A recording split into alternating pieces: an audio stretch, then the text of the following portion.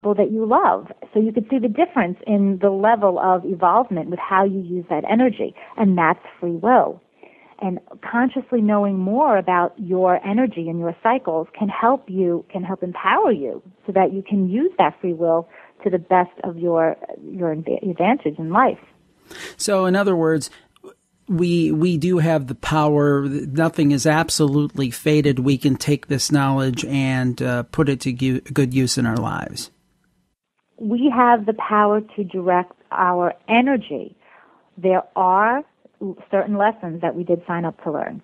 There are certain people that you signed up to meet, and that will be your spouse, that will be your best friend, your brother, your uncle, your parents. There are certain lessons that you cannot avoid, and that's your karma, and that's all shown in the birth chart. But how you learn them and how you react to the events that transpire in your life, that's all free will. Now, it's very interesting to me, somebody having a career as an astrologer, because, I mean, I think, probably the average person thinks that you're kind of, the old picture of almost the fortune teller, and you go through the beaded curtains, and you're in a dimly lit room, and you're working on secret charts. But I'm guessing that the life of a 21st century astrologer is a little bit different than that. Explain to me what an average day in the life of the astrologer is like today. Oh, okay. Actually, I consider myself to be a counseling astrologer. Like I said earlier, my background is in psychology, so my approach with my clients is very practical, very grounding within the realm of my metaphysical work. So I'm able to counsel people through our sessions together and really give them the guidance that they need to help them make the right choices in their life and to edit the chapters in their life. So an average day for me would be seeing clients, and also, since I am also a writer, I would write astrology articles or horoscope columns. And writing horoscope columns, even though it is a thumbnail sketch, it's not the full picture. If you know how to read a horoscope column, it can change the way you look at horoscope columns. Everyone who reads their horoscope column should read for both their sun sign and their rising sign or their ascendant.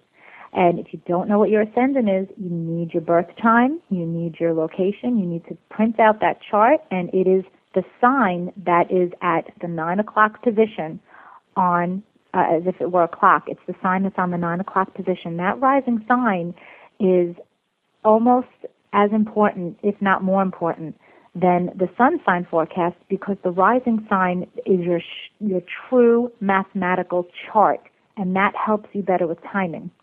So to finish answering your question about my typical day, that's basically it. I'll do my consultations, I'll prepare my charts, I will do my writing and send it off, and it's very much like being a psychologist and a writer, but in a unique profession.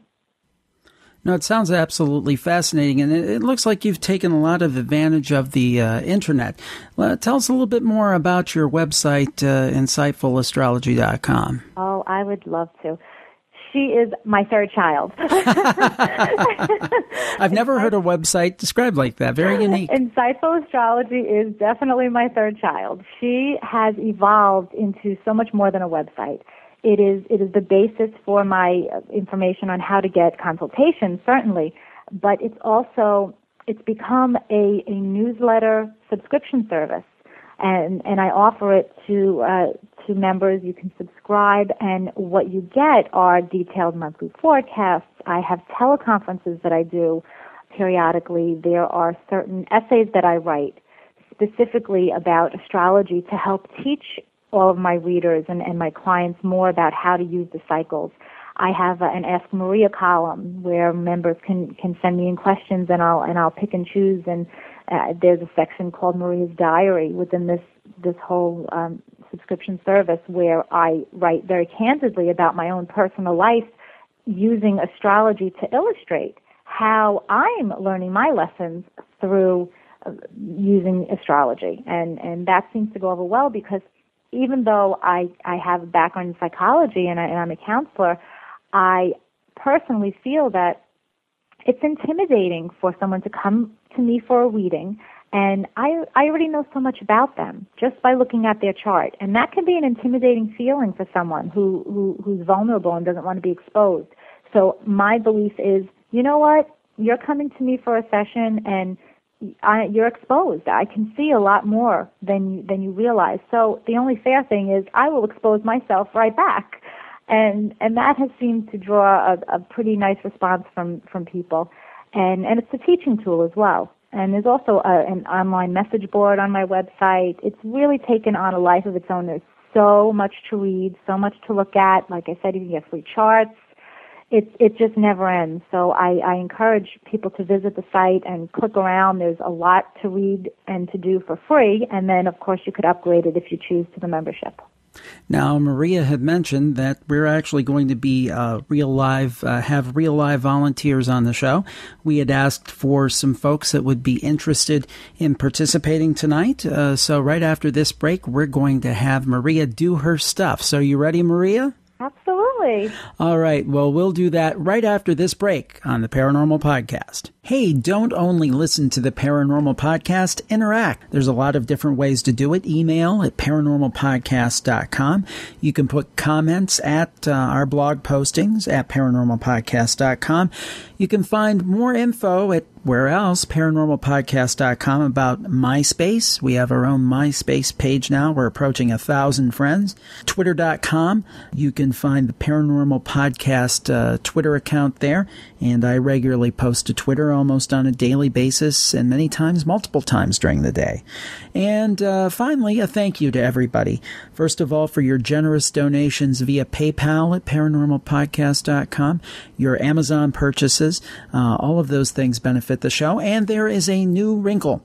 What we have now is Paranormal Podcast gear. All you have to do is go to paranormalpodcast.com and scroll down the page. You'll see on the right-hand side some info about our new Zazzle store. There you can get hats and keychains and bumper stickers and shirts and just all kinds of cool Paranormal Podcast gear. So we hope that you enjoy that.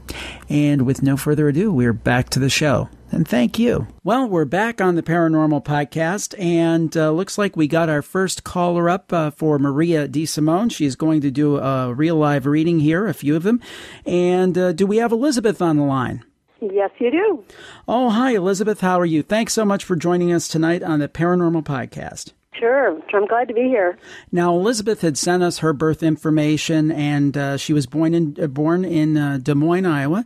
And I'll let Maria take it from here to tell Elizabeth a little bit about her chart and maybe what the future holds. Take it away, Maria. Elizabeth. How are you? Hi, great. It's good to talk to you. Absolutely. Have you ever had your astrology chart read before? No, I haven't. Okay, so you don't know what it looks like. You've never seen this map. Correct. No, I haven't. Okay. This is going to be interesting for you. I encourage you to go and take a look at your map to see what it looks like. And after we have our little chat, I hope it leaves you thirsty for more. I just want you to realize that whatever we talk about, I'm just scratching the surface, because in the few minutes that we have, I couldn't possibly give you the big picture. So I'm just going to go for what jumps out at me. All right? Very good. The first thing that I noticed about you, obviously, you're a Cancer sun. Mm-hmm. The sun is what you're learning to become in this lifetime. Your Cancer sun is in the 7th house, the relationship house of your horoscope. So that tells me you're very nurturing towards your personal relationships, such as with spouse or business partner, any close committed partnership. Extremely nurturing. You take it very seriously. What's interesting about you is that your ascendant or rising sign is Sagittarius, and you probably have never heard this before. It's a little different from your sun sign, because the sun sign is what you're learning to become in this lifetime, but your rising sign is how you come across to others. It's the cover of your book, how everyone's first impression of you, alrighty? So having Sagittarius rising and Neptune, the planet Neptune, is right on your ascendant. And what that all means in English is that you come across as someone who is extremely optimistic and spiritual. You see the glass as half full always, and you're very idealistic. And you're someone who truly wants to impart her wisdom to other people. Sagittarian energy